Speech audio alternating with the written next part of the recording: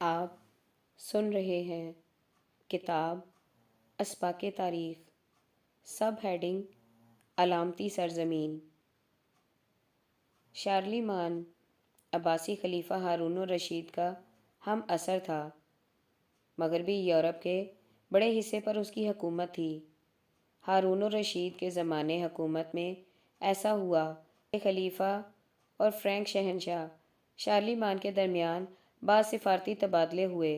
اس میں بظاہر شارلیمان کا مقصد یہ تھا کہ لاطینی اہل کلیسا کے لیے یروشلم میں کچھ مراعات حاصل کی جائیں۔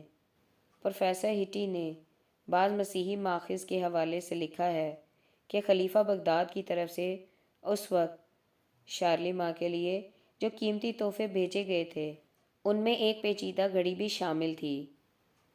1200 سال پہلے مسلمانوں کی حالت یہ تھی کہ وہ یورپ کے بادشاہ کو وقت کا وہ اعلیٰ تحفہ بھیج سکتے تھے جو خود یورپ میں ناقابل حصول تھا، اور یورپ کا مسیحی بادشاہ فلسطین میں اپنے ہم مذہبوں کے حق میں معمولی مراعات حاصل کرنے کے لیے مسلم خلیفہ سے رجوع کرتا تھا۔ آج یہ حال ہے کہ اسی فلسطین میں مسلمانوں کی خود اپنی جان و مال بھی محفوظ نہیں۔ فلسطین کے قدیم وارثوں یہود کے لیے یہ قانون تھا کہ اگر وہ خدا کے دین پر قائم رہیں تو انہیں فلسطین میں باعزت زندگی حاصل ہو، اور اگر وہ خدا کے دین سے ہٹ جائیں تو خدا کافروں کے ذریعے انہیں فلسطین میں ذلیل کر دے۔ فلسطین اپنے قدیم وارثوں کے لیے خدا کے رحمت اور غضب دونوں کی علامت تھا۔ اسی طرح فلسطین اپنے نئے وارثوں مسلمانوں کے لیے بھی خدا کے رحمت اور غضب کی علامت ہے۔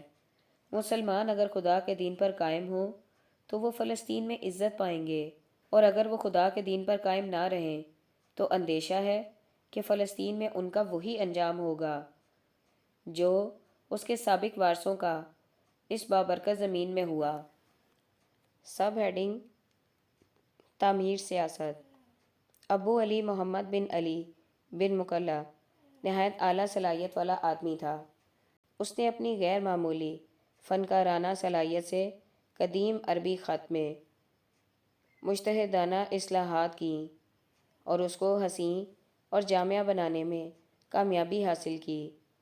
اس نے عربی خط کو ابتدائی دور سے نکال کر تکمیلی دور میں پہنچا دیا۔ فلپ کے ہٹی نے اپنی کتاب ہسٹری آف دی عربس میں اس کو عربی فن کتابت کا بانی کہا ہے۔ انسائکلوپیڈیا برٹانیکا نے لکھا ہے کہ ابن مکلا 886 عیسوی میں بغداد میں پیدا ہوا اور 940 عیسوی میں بغداد ہی میں اس کی وفات ہوئی۔ وہ عباسی دور کا ممتاز ترین خطاط تھا۔ اس نے عربی خط کو کوفی خط کے دور سے نکال کر کرسکی خط کے دور میں پہنچا دیا۔ اس طرح اس نے عربی خط کو نیا حسن عطا کیا۔ ابن مکلا ابتدائیاً بغداد میں عباسی حکومت کے ایک دفتر میں 6 دینار ماہوار پر منشی تھا۔ پھر اس کا فنی کمال اس کو خلیفہ کے دربار تک لے گیا۔ یہاں اس نے اتنی مقبولیت حاصل کی کہ مسلسل 3 بادشاہوں کا وزیر بنتا رہا۔ اولاً مقتدر باللہ عباسی، پھر اس کے بعد بھائی قاہر باللہ، اور اس کے بعد رازی باللہ کا۔ واضح ہو کہ وزیر قدیم زمانے میں وزیر اعظم کے ہم معنی ہوتا تھا، کیونکہ بادشاہ کا صرف ایک وزیر ہوتا تھا اور اس کو سارے اختیارات حاصل ہوتے تھے۔ مقتدر باللہ کے ابتدائی زمانے میں حامد بن عباس وزیر تھا۔ اس کے ساتھ اس نے علی بن عیسیٰ الجراح کو نائب وزیر بنایا تو لوگوں کو سخت تعجب ہوا۔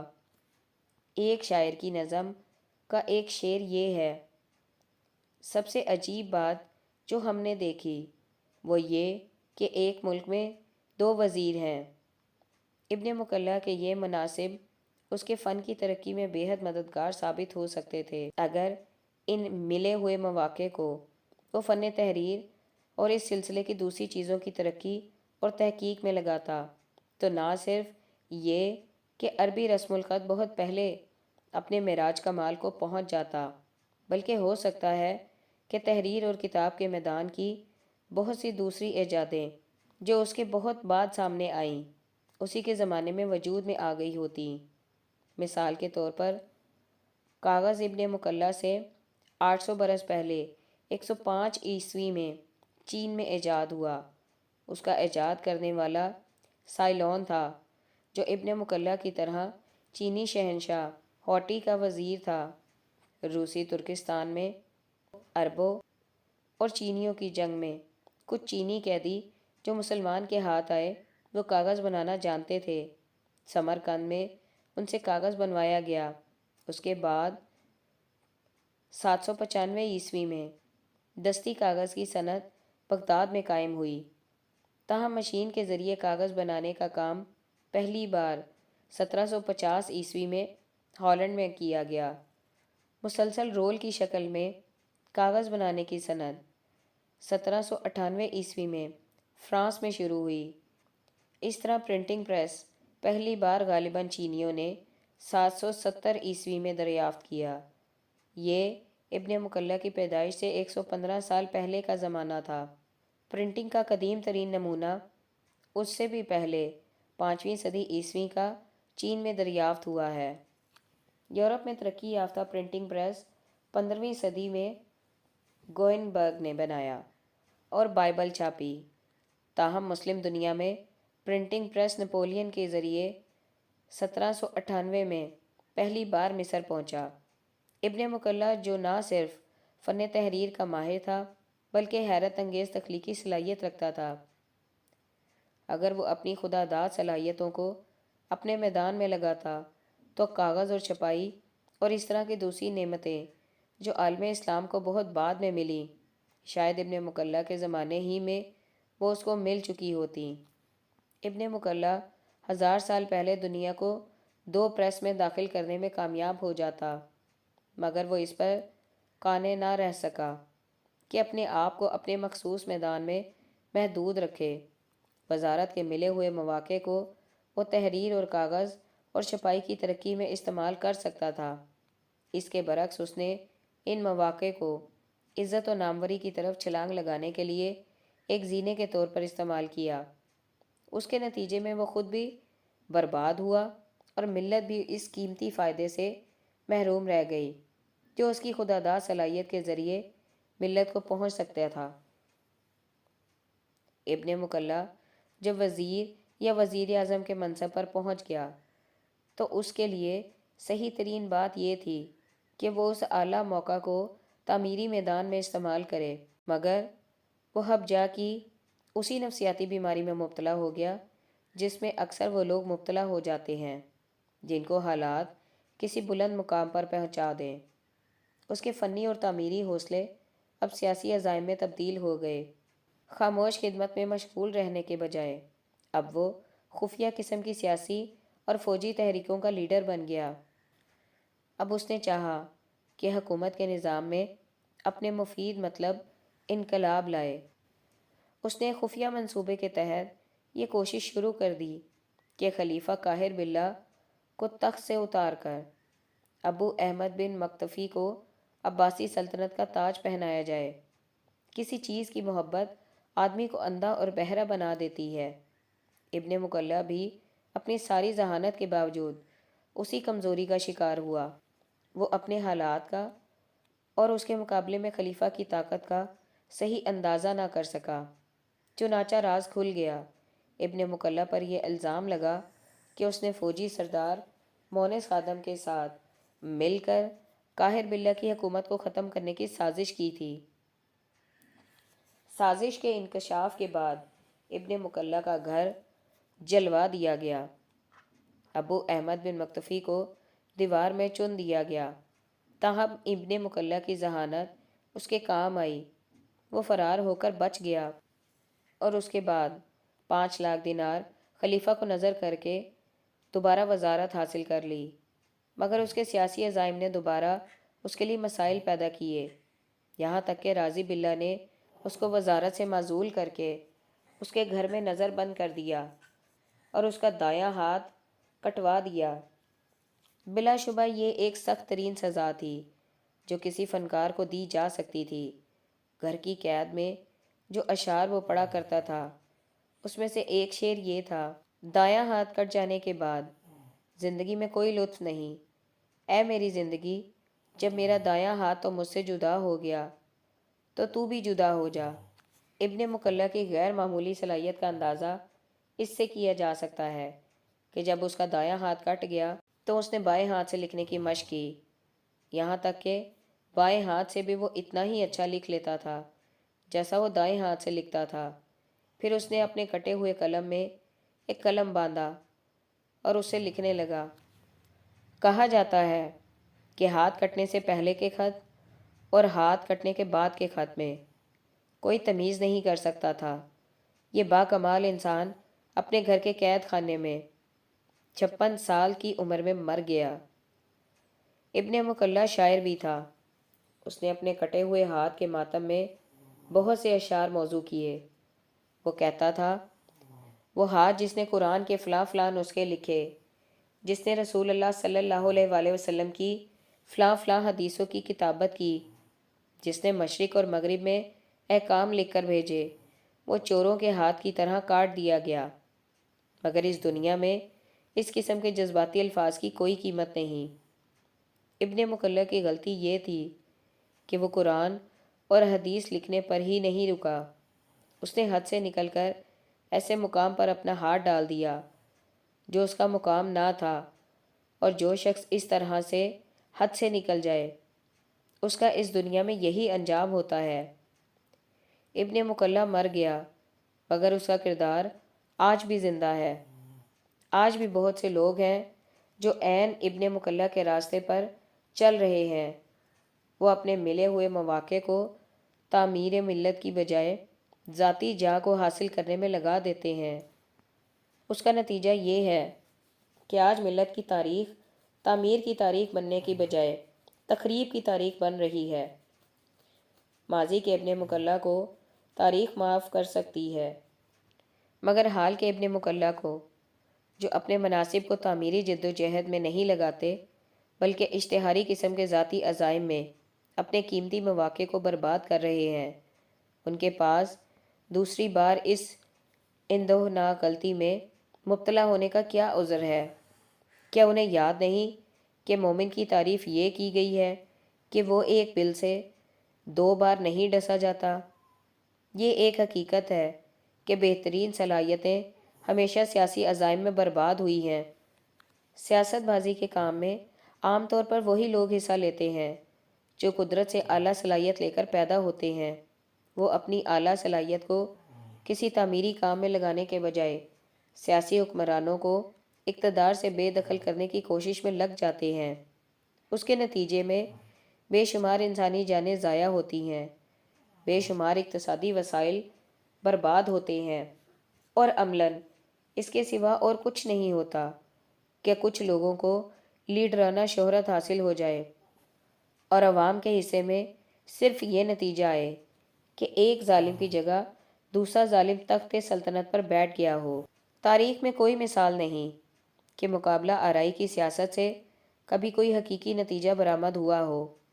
قوم کو اٹھانے کا راز یہ ہے کہ قوم کے رہنما اپنے سیاسی جھنڈے کو نیچا کر لے۔ انفرادی حوصلوں کا بیج جہاں زمین میں دفن ہوتا ہے وہیں سے قومی مستقبل کا شاندار درخت لگتا ہے۔ آج ہماری تاریخ کو اس قسم کی نفسیاتی شہادت کا انتظار ہے، نہ کہ جسمانی قتل اور ہلاکت کا۔ سب ہیڈنگ: اختلاف کا نقصان کہاں تک جاتا ہے؟ عرب کے جزیرہ نما سے اسلام کا جو سیلاب اٹھا تھا وہ اطراف کے تمام ملکوں پر اس طرح چھایا کہ ان کی زبان اور تہذیب تک بدل گئی۔ اس میں صرف ایک استثناء ہے اور وہ ایران کا ہے۔ یہ تاریخ کا ایک اہم سوال ہے کہ وہ اسلام جس نے اپنے تمام پڑوسی ملکوں کی زبان اور تہذیب بدل دی، وہ ایران میں مذہبی تبدیلی کی حد تک کامیاب ہونے کے باوجود وہاں کی زبان کو کیوں نہ بدل سکا؟ اس سوال کا جواب ہم کو امویوں اور عباسیوں کی سیاسی لڑائی میں ملتا ہے۔ اموی خلافت کی جگہ عباسی خلافت قائم کرنے کی تحریک جو 2 صدی ہجری میں شروع ہوئی، اس میں ایک طرف وہ لوگ تھے جو سیاسی عزائم کے تحت یہ کام کر رہے تھے۔ اس گروہ کے سردار محمد بن علی بن عبداللہ بن عباس بن مطلب تھا۔ دوسری طرف مذہبی لوگ تھے جو اصلاحی جذبے کے تحت اس مہم میں شریک ہو گئے۔ عبداللہ بن محمد بن حنفیہ بن علی بن ابی طالب کا تعلق اسی دوسرے گروہ سے ہے۔ محمد بن علی کے لڑکے ابراہیم ہیں جو 124 ہجری میں اپنے والد کے انتقال کے بعد اس تحریک کے امام مقرر ہوئے۔ ابو مسلم خراسانی، جس نے عباسی سلطنت کے قیام میں اہم حصہ ادا کیا ہے، ایک معمولی مزدور تھا جو 4 جامہ سینے کا کام کرتا تھا۔ اس کی زبردست شخصیت اور غیر معمولی صلاحیت کو دیکھ کر امام ابراہیم نے اس کو اپنے کام کے لیے چن لیا اور اس کو اپنا نائب مقرر کر کے خراسان بھیج دیا۔ جب عباسیوں کو غلبہ حاصل ہوا تو انہوں نے چن چن کر بنو امیہ کے افراد کو قتل کرنا شروع کیا تاکہ مستقبل میں ان کے سیاسی اقتدار کو چیلنج کرنے والا کوئی بھی باقی نہ رہے۔ اس زمانے میں امام ابراہیم نے ابو مسلم کو تاکید کے ساتھ لکھا کہ خراسان میں کسی عربی بولنے والے کو زندہ نہ رکھنا۔ خراسان میں بنو امیہ کے طرفداری وہی عرب قبائل تھے جو خراسان کی فتح کے بعد وہاں جا کر مقیم ہو گئے تھے۔ ان کے علاوہ جو خراسانی باشندے تھے وہ سب نو مسلم تھے اور بآسانی عباسی اقتدار کو قبول کر سکتے تھے، جبکہ عرب قبائل سے یہ اندیشہ تھا کہ ان کی عربیت انہیں بنو امیہ کا حامی بنا کر نئے ارباب اقتدار کے لیے مسئلہ نہ پیدا کر دے۔ ابو مسلم ایرانی النسل ہونے کی وجہ سے خود بھی اپنے ملک سے عربوں کے استحصال کا دل سے خواہش مند تھا۔ امام ابراہیم عباسی کی ہدایت پانے کے بعد وہ پوری طرح اس محبوب مہم کے لیے سرگرم ہو گیا۔ اس نے خراسان میں آباد سارے عرب باشندوں کا ایک طرف سے صفایا کر دیا۔ یہ عرب قبائل جو اس وقت خراسان میں آباد تھے دوسرے پڑوسی ملکوں کی طرح یہاں کی زبان، معاشرت، تمدن کو عربی بنانے میں مصروف تھے۔ ان کے مذہب کو بدلنے میں انہوں نے کامیابی حاصل کر لی تھی۔ اب زبان اور تہذیب کو بدلنے کا عمل کامیابی کے ساتھ جاری رہا تھا، مگر ابو مسلم کی طرف سے ان کے قتل و عام کے بعد یہ عمل یکا یک رک گیا۔ ایرانی زبان اور ایرانی تہذیب مرتے مرتے دوبارہ زندہ ہو گئے۔ ایران و خراسان جو مصر و شام اور عراق وغیرہ کی مانند آج عرب دنیا کا ایک حصہ ہوتا ہے، دوبارہ فارسی ملک بن گیا۔ تاریخ میں اکثر ایسا ہوا ہے کہ سیاسی حوصلہ مندوں کی سیاست بازیوں کی وجہ سے ضروری قسم کے تعمیری کام ہونے سے رک گئے، جس کے نتائج بعد کو اندوناک صورت میں برآمد ہوئے۔ چند افراد کے وقتی عزائم کی قیمت قوموں اور ملکوں کو صدیوں تک انتہائی بھیانک شکل میں دینی پڑی۔ سب ہیڈنگ: الفاظ کا فتنہ۔ ابو الطیب احمد بن حسین عرف متنبی کے متعلق 2 رائے ہیں۔ ایک طبقہ کا کہنا ہے کہ اس نے نبوت کا دعویٰ کیا تھا اور اس بنا پر امیر حمص نے اس کو قید خانے میں بند کر دیا تھا۔ دوسرا طبقہ اس کا منکر ہے۔ اس کا کہنا ہے کہ ممکن ہے متنبی کے دل میں کبھی اس کا ارادہ پیدا ہوا ہو، مگر اس نے نبوت کا دعویٰ نہیں کیا۔ متنبی ایک ذہین اور باکمال شاعر تھا۔ اس کا کچھ کلام کتابوں میں نقل ہوا ہے، جن کے متعلق کہا جاتا ہے کہ اس نے قرآن کے جواب میں کہا تھا، مثلاً جو لوگ عربی زبان سے واقف ہیں وہ جانتے ہیں کہ یہ کلام اتنا سطحی ہے کہ کوئی جاہل آدمی ہی اس کو قرآن کے مقابلے میں رکھ سکتا ہے۔ کہا جاتا ہے کہ متنبی سے پوچھا گیا کہ تم محمد صلی اللہ علیہ وآلہ وسلم کے بارے میں کیا کہتے ہو، کیونکہ آپ نے تو صاف طور پر کہا ہے کہ لا نبی بعدی، میرے بعد کوئی نبی نہیں۔ اس نے کہا کہ تم لوگوں نے اس حدیث کا مطلب نہیں سمجھا۔ اس حدیث میں تو میری نبوت کی بشارت ہے، اس میں لا حرف نہیں ہے، اس میں لا حرف نفی نہیں ہے، بلکہ یہ نام ہے۔ حدیث کا مطلب یہ ہے کہ لا نبی کا نام میرے بعد ہوگا، کیونکہ آسمانوں پر میرا نام لا ہے۔ ایک برطانوی شہری کو کسٹم والوں نے پکڑا۔ وہ اپنے جوتے میں 598 ملی گرام ہیروئن لیے ہوئے تھا۔ سوالات کے دوران اس نے کہا کہ اس نے صرف اس لیے ایسا کیا تھا کہ اپنی عادت کو ٹھوکر مار کر پھینک دے۔ اس سے اندازہ کیا جا سکتا ہے کہ لفظی تعویل کا میدان کتنا زیادہ وسیع ہے۔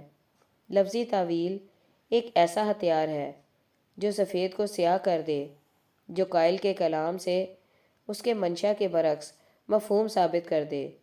لفظی تعویل آدمی کو یہ موقع دیتی ہے کہ وہ ہر بات سے اپنا نظریہ نکال لے، خواہ وہ بات اصلاً اس کے نظریے کے بالکل برعکس مفہوم کیوں نہ رکھتی ہو۔ آدمی حقیقت کی تردید الفاظ کے ذریعے کرنا چاہتا ہے، حالانکہ خدا کی دنیا میں ایسا ہونا کبھی ممکن نہیں۔ سب ہیڈنگ: 2 قسم کے انسان۔ امام شافعی خلیفہ ہارون الرشید کے ہم زمانہ تھے۔ وہ حصول علم کے لیے مکہ آئے۔ یہاں انہوں نے سفیان بن عیینہ اور دوسرے محدثین سے استفادہ کیا۔ اس زمانہ میں امام شافعی بہت سخت معاشی حالات میں تھے۔ اتفاق سے اسی زمانے میں یمن کا والی مکہ آیا۔ قریش کے بعض ممتاز افراد نے والیہ یمن سے سفارش کی کہ شافعی کے اندر اہلیت اور صلاحیت موجود ہے، وہ اس قابل ہیں کہ ان کو کوئی سرکاری خدمت سپرد کی جائے۔ والیہ یمن نے اس سفارش کو قبول کرتے ہوئے انہیں نجران کا عامل بنا دیا، مگر امام شافعی کی غیر مصالحت پسندانہ طبیعت نے اس کے بعد ان کے لیے ایک نیا مسئلہ پیدا کر دیا۔ مذکورہ والیہ یمن ایک ظالم آدمی تھا۔ امام شافعی نے بعض مواقع پر اس کو اس کی زیادتی اور بے انصافی پر ٹوکا۔ اس کا نتیجہ یہ ہوا کہ وہ امام شافعی کا مخالف ہو گیا۔ وہ کوئی ایسا بہانہ تلاش کرنے لگا جس کے واسطے سے وہ ان کو سزا دے سکے۔ بالآخر ایک تدبیر اس کی سمجھ میں آئی۔ اس نے امام شافعی کے اندر ایسے سیاسی عقائد دریافت کر لیے جن کا ذکر کر کے خلیفہ وقت کو ان کے خلاف مشتعل کیا جا سکے۔ چنانچہ اس نے خلیفہ ہارون الرشید کو خط میں لکھا کہ شافعی علوی سادات کے ساتھیوں میں سے ہے۔ علوی سادات وہ لوگ تھے جن پر یہ الزام تھا کہ وہ عباسیوں کی حکومت کے خلاف ہیں۔ ہارون الرشید نے یہ سنا تو اس نے سمجھا کہ شافعی کوئی خطرناک آدمی ہے۔ اس نے بگڑ کر والیہ یمن کو خط لکھوایا کہ شافعی کو اس کے تمام ساتھیوں کے ساتھ فوراً دارالخلافہ بغداد روانہ کرو۔ اس حکم کے مطابق امام شافعی کو گرفتار کر کے بغداد بھیج دیا گیا۔ یہ بہت نازک معاملہ تھا، مگر اس زمانے میں امام محمد بغداد میں موجود تھے۔ وہ خلیفہ کے قابل اعتماد لوگوں میں سے تھے۔ جب ان کو معلوم ہوا کہ امام شافعی ایک مجرم کے طور پر خلیفہ کے دربار میں لائے گئے ہیں تو وہ فوراً دربار میں پہنچے۔ انہوں نے خلیفہ کو بتایا کہ وہ ایک دیندار اور علمی آدمی ہیں، ان کا سیاست سے کوئی تعلق نہیں۔ چنانچہ امام محمد کی سفارش پر امام شافعی رہا کر دیے گئے۔ یہ واقعہ 104 ہجری کا ہے، جبکہ ان کی عمر 34 سال تھی۔ ابھی وہ صرف شافعی تھے۔ اس وقت تک وہ امام شافعی نہیں بنے تھے۔ اسی مثال میں ایک کردار والی یمن کا ہے اور دوسرا امام محمد کا۔ والی یمن نے پست اخلاق کا نمونہ پیش کیا اور امام محمد نے اعلیٰ اخلاق کا نمونہ۔